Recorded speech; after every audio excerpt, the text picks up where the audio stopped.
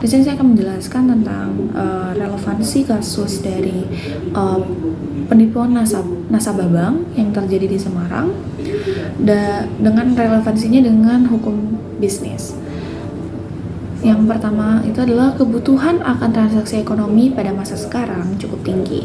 Salah satu penyedia layanan jasa transaksi ekonomi adalah bank. Nah, makin maraknya persaingan di bidang perbankan menyebabkan berbagai strategi dilakukan oleh pihak bank dalam rangka menarik minat masyarakat untuk menjadikan nasabahnya. Nah, penyedia layanan jasa transaksi ekonomi seperti bank ini semakin berlomba-lomba untuk memberikan pelayanan yang dapat meningkatkan kepercayaan kepada masyarakat.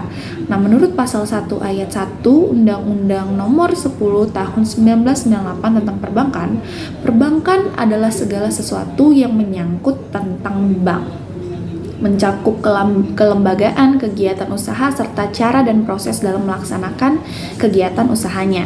Sedangkan bank adalah badan usaha yang menghimpun dana dari masyarakat dalam bentuk simpanan dan menyalurkannya kepada masyarakat dalam bentuk kredit dan atau bentuk-bentuk lainnya yang dalam rangka meningkatkan taraf hidup rakyat yang banyak gitu. Lembaga perbankan juga merupakan inti dari sistem keuangan di setiap negara. Nah, bank adalah lembaga keuangan yang menjadi tempat bagi orang perseorangan, badan-badan usaha swasta, badan-badan usaha milik negara, bahkan lembaga-lembaga pemerintahan menyimpan dana-dana yang dimilikinya di bank. Hubungan hukum antara bank dengan nasabah penyimpan dana artinya adalah bank menempatkan dirinya sebagai peminjam dana milik masyarakat atau para penanam dana. Nah, bentuk hubungan hukum antara bank dengan nasabah penyimpan dana ini dapat terlihat dari hubungan hukum yang muncul dari produk-produk perbankan seperti deposito, tabungan, giro, dan sebagainya. Bentuk hubungan hukum itu dapat tertuang dalam bentuk peraturan bank yang bersangkutan dan syarat-syarat umum yang harus dipatuhi oleh setiap nasabah penyimpan dana. Syarat-syarat tersebut harus disesuaikan dengan produk perbankan yang ada, karena syarat dari suatu produk perbankan tidak akan sama dengan syarat dari produk perbankan yang lain. Kajian kritis terhadap putusan hukum perlindungan konsumen atas terjadinya penipuan transaksi nasabah bank. Putusan ini telah sesuai dengan prinsip-prinsip keadilan dan juga perlindungan konsumen karena mengutamakan tanggung jawab pelaku usaha dalam menjaga perlindungan hak atas data pribadi konsumen. Dalam kasus ini, konsumen yang bernama Vinesia Siddharta menggugat PT Bank Mandiri karena terjadi kebocoran transaksi di Tokopedia dengan nilai Rp34.834.800 yang bahkan tidak pernah dilakukannya. BPSK memutuskan bahwa Bank Mandiri bertanggung jawab penuh atas terjadinya kebocoran data yang menyebabkan transaksi tersebut. Merujuk pada pasal 31 ayat 1 Peraturan OJK nomor 1 2013 yang dimana jasa keuangan dilarang membagikan data pribadi konsumen kepada pihak ketiga tanpa izin. Selain itu, BPSK mengharuskan Bank Mandiri untuk melakukan investigasi eksternal guna memastikan keamanan dalam kerjasama e-commerce. Ini mencerminkan prinsip kehati-hatian dan juga keadilan dalam perlindungan konsumen dari potensi risiko dalam penyalahgunaan data. Putusan ini membebaskan konsumen dari tanggung jawab atas pembayaran transaksi yang tidak diakuinya karena terbukti bahwa pihak bank tidak dapat memberikan bukti konkret yang dimana konsumen melakukan transaksi tersebut. Putusan ini didasarkan pada prinsip pembuktian terbalik yang dimana pelaku usaha harus membuktikan bahwa mereka tidak melakukan kasus yang merugikan pihak konsumen. Lalu BPSK memberikan sanksi administratif sebagai hukuman tambahan kepada Bank Mandiri atas kelalaian mereka dalam menjaga data pribadi konsumen. Yang dimana sanksi ini berfungsi sebagai langkah preventif agar kasus serupa tidak terulang lagi. Dari kasus ini, BPSK telah memenuhi prinsip keadilan dan juga perlindungan kepada konsumen karena tidak hanya hak kepada konsumen untuk membayar tagihan yang tidak sah itu, tetapi juga memastikan bahwa penyedia jasa keuangan harus bertanggung jawab kepada data pribadi nasabah mereka. Implikasi putusan terhadap perlindungan konsumen, yang dimana putusan ini memberikan dampak yang cukup signifikan bagi para korban penipuan kartu kredit, yaitu dengan cara membebaskan mereka dari tagihan yang seharusnya mereka tidak buat sehingga dapat meringankan beban finansial dan juga memberikan rasa keadilan bagi para nasabah. Selain itu, putusan ini juga mewajibkan bank untuk bertanggung jawab atas kebocoran data nasabah sesuai dengan Pasal 29 ayat 4 UU Perbankan yang mengharuskan bank itu menjaga kerahasiaan dan keamanan para nasabah. Hal ini juga diharapkan dapat meningkatkan kewaspadaan bank dalam mengelola data para konsumen dan juga mengurangi potensi penipuan. Selain itu, keputusan ini juga memberikan harapan yang cukup besar bagi para korban untuk tidak merasa sendiri dan mendorong mereka untuk melaporkan kasus penipuan yang mereka alami. Meskipun demikian, tidak memberikan efek jerak secara langsung kepada pelaku. Di sini kewajiban bank untuk bertanggung jawab juga dapat mempersulit penipuan di masa depan. Selanjutnya itu sanksi administratif juga dikenakan pada bank senilai 50 juta yang diharapkan agar mereka tuh lebih serius untuk menangani penipuan. Namun untuk memberikan efek jera yang lebih kuat dan mencegah terulangnya kembali kasus ini, diperlukan juga penegakan hukum pidana kepada pelaku. Namun penegakan hukum yang tegas terhadap pelaku penipuan itu sangat penting untuk memastikan keadilan dan juga perlindungan konsumen yang lebih baik. Dalam kasus ini menjadi fokus adalah sengketa Fenisia Sidarta, konsumen dan PT Mandiri sebagai penyedia layanan kartu kredit. Fenisia mengajukan gugatan setelah mendapat tagihan kartu kredit mencakup transaksi yang tidak dilakukannya, yaitu pembelian di Tokopedia pada 19 November 2018. Fenisia mengaklaim tidak pernah melakukan transaksi tersebut dan menganggap bahwa dia menjadi korban penipuan. SK memutuskan bahwa transaksi tersebut tidak pernah dilakukan oleh Fenisia dan Bank Mandiri bertanggung jawab dari kebocoran data. Bank diwajibkan membebaskan Fenisia dari tagihan dan membayar sanksi administratif. Fenisia juga mengalami kerugian terkait tuduhan pembayaran sebesar 34.834.800 dan kegagalan bank dalam melindungi data pribadi. Sebelum transaksi tersebut, Fenisia menerima tawaran peningkatan limit kartu kredit yang dianggap mencurigakan. Bank mengajukan banding dan berasal transaksi sah melalui otorisasi kata sandi 1 kali. Kasus ini menyoroti tanggung jawab bersama antara konsumen dan penyedia layanan, di mana konsumen harus menjaga kerahasiaan kartu kredit, sementara bank perlu memberikan perlindungan memadai terhadap data nasabah. Upaya hukum konsumen dalam menghadapi penipuan kartu kredit. Ya, tindakan hukum konsumen atas penipuan kartu kredit melibatkan sejumlah tindakan yang harus diambil secara sistematis untuk melindungi hak dan kepentingan konsumen. Ketika konsumen jadi korban penipuan, tindakan yang pertama yang harus segera dilakukan adalah melapor. Dengan melapor kejadian tersebut ke bank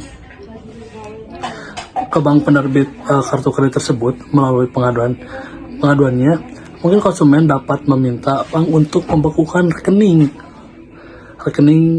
kartu kredit korban, karena agar mencegah transaksi tidak sah.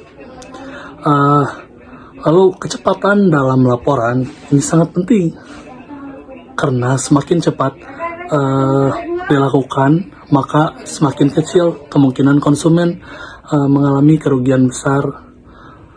Lalu selain itu, konsumen disarankan untuk menyampaikan laporan tertulis yang merinci semua informasi terkait penipuan, termasuk tanggal dan waktu kejadian, jumlah yang terlibat, dan deskripsi bagaimana penipuan itu dilakukan dengan mengumpulkan bukti pendukung seperti pemberitahuan transaksi atau mungkin screenshot dalam HP, dan komunikasi dengan pihak terkait juga sangat penting. Nah, setelah melapor penipuan ke bank, konsumen dapat mengajukan pengaduan ke Badan Penyelesaian Sengketa Konsumen BPSK PPSK berperan sebagai intermediasi yang membantu penyelesaian untuk menyelesaikan perselisihan antara konsumen dan pelaku ekonomi, termasuk lembaga keuangan. Proses ini diawali dengan penyampaian pengaduan resmi konsumen kepada BPSK yang akan difasilitasi oleh pihak bank. Mediasi ini bertujuan untuk mencapai kesepakatan yang saling menguntungkan. Apabila mediasi gagal, PPSK dapat mengeluarkan keputusan yang mengikat kedua belah pihak. Meskipun keputusan BPSK belum bersifat final, seperti keputusan pengadilan dewasana, namun tetap merupakan langkah penting dalam proses penyelesaian sengketa. Landasan hukum perlindungan konsumen. Jadi ketentuan peraturan perundang-undangan ini secara implisit harus termuat dalam pertimbangan hakim putusan nomor 23 PDT Sus BPSK 2019.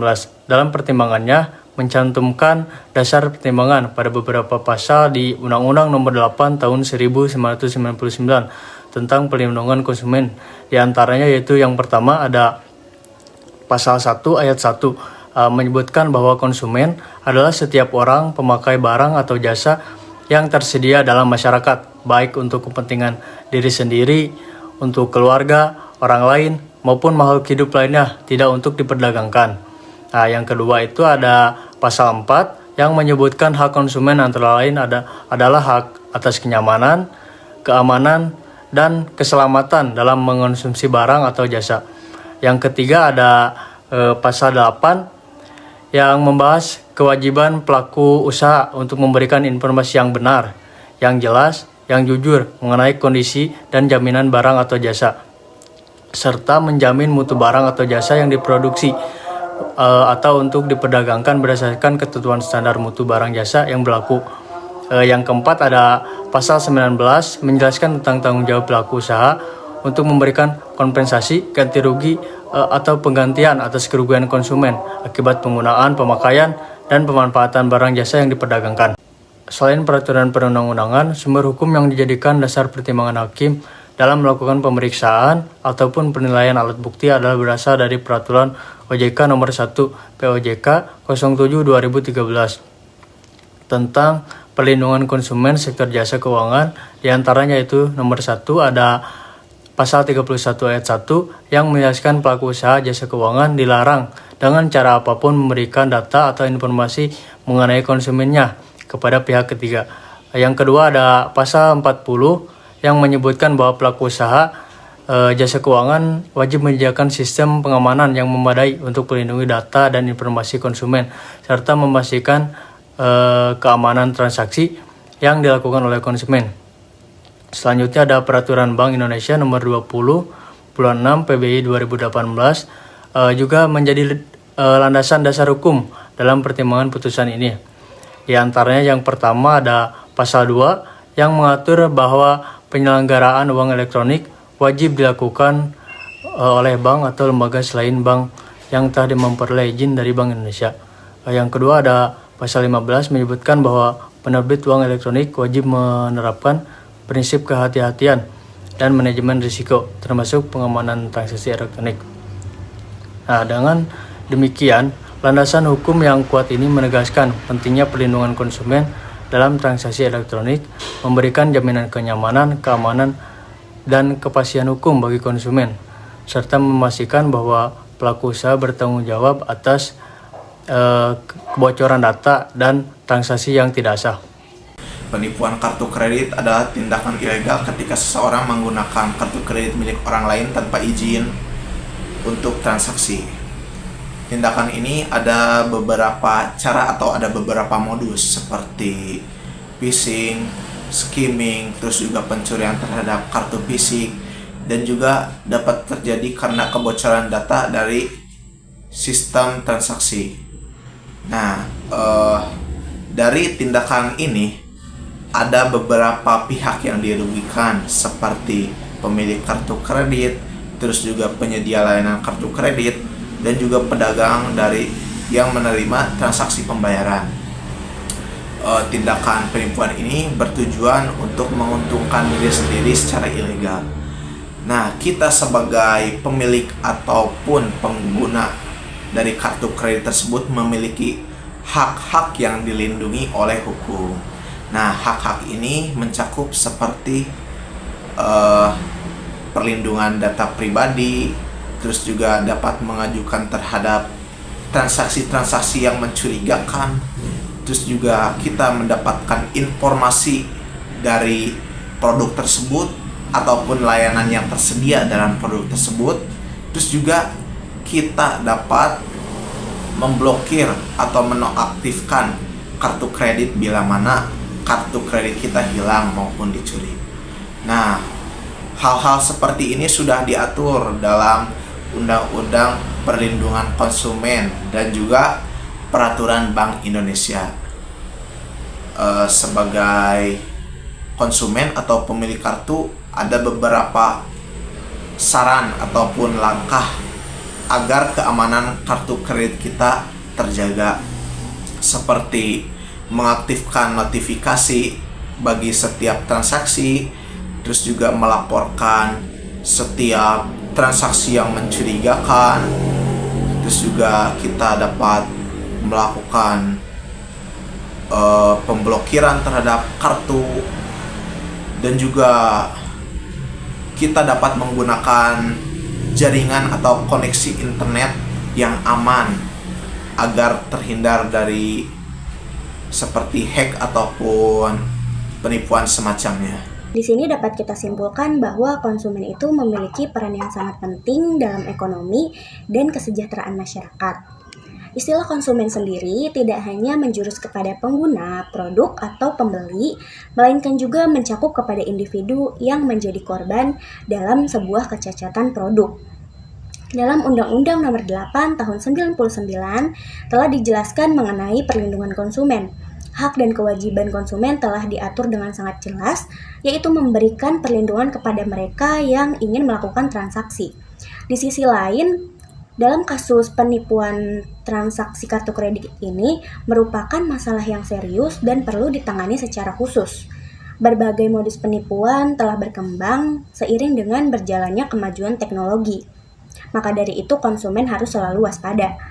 Upaya hukum konsumen telah dilakukan dimulai dari melaporkan kepada pihak bank, kemudian mengajukan pengaduan kepada BPSK atau OJK untuk melindungi hak-hak mereka sendiri.